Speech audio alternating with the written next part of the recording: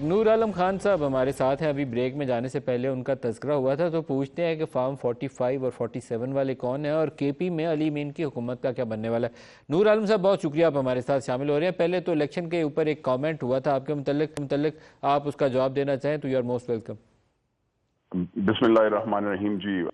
सबसे पहले मैं जी आपका शुक्रगुजार हूँ, लेकिन मैं ये जो मेरे छोटे भाई हैं इनको ज़रा मैं बताना चाहता हूँ कि आप लोगों में एक कमाल ये है कि आपको आपकी पार्टी के अलावा आपको मुस्लिम लीग के भी, आपको पीपल्स पार्टी के भी, आपको जमीयत उलमा इस्लाम के भी, यानी सारे फॉर्म 47 हैं और आप जो हैं वो मतलब 43 वाले हैं। 45 वाले नहीं, 43 वाले। मदरसतुल ज़ियात वो फैज़ुल इस्लाम से शुरू होकर उससे पहले ज़ियाउल इस्लाम से, उससे पहले वो तीन मदरसों से 2011-12 से आप पे जो मदरसे आपको वहां पे पढ़ा रहे थे वो हमें पता है। आप और आपके लिए जो पार्टी अवामी नेशनल पार्टी भी तोड़ी गई आपके लिए। आप कहते हैं लोटे वो होते हैं जो आपके खिलाफ वोट डाल देते हैं।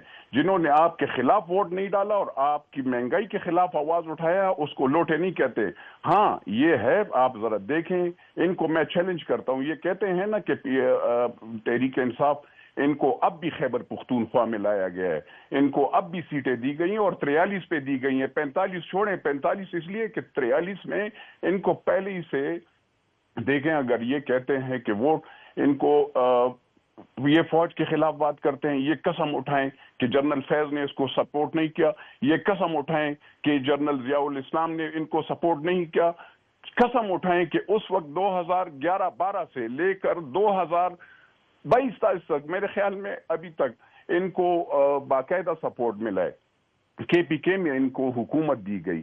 कैसे दी गई? अवामी नेशनल पार्टी जिसने शहादतें दी हैं वो जीरो हो गए। जमीयत उलमा इस्लाम का जहां पे सारे हर जगह पे, और ये मौलाना फजल रहमान साहब के खिलाफ बात करते हैं। देखें, मैं किसी की जात के उसका नहीं हूं, लेकिन मैंने आज शाहिद साहब को इसलिए वो करना था कि शाहिद साहब आप जरा अपने 2013 के निकाल लें, आपको पता चल जाएगा कि आप कैसे, आपका लीडर कैसे आया था, उसको सीटें कैसे दी गई थी। 2018 में भी आप देख लीजिएगा आपकी हुकूमत कैसे बनी थी। अगर आपको नहीं पता तो आप आए, आप कहते हैं कुरान पे, मैं आपको आओ मैं आपको 2018 का चलें कसम उठा लेना, 2013 का भी उठा ले। सबसे पहले वहां से शुरू करते हैं। शाहिद खट्टक साहब से जवाब भी ले लें।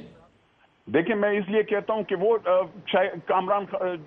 कामरान मुर्तजा साहब शरीफ बंदे हैं, ये उनको कहते हैं कि उनके सामने मौलाना फजल रहमान साहब के जूते क्या उनके पाँव के गर्द के बराबर भी नहीं हो। तुम लोग आसिफ अली जरदारी साहब के पाँव के गर्द के बराबर भी नहीं हो।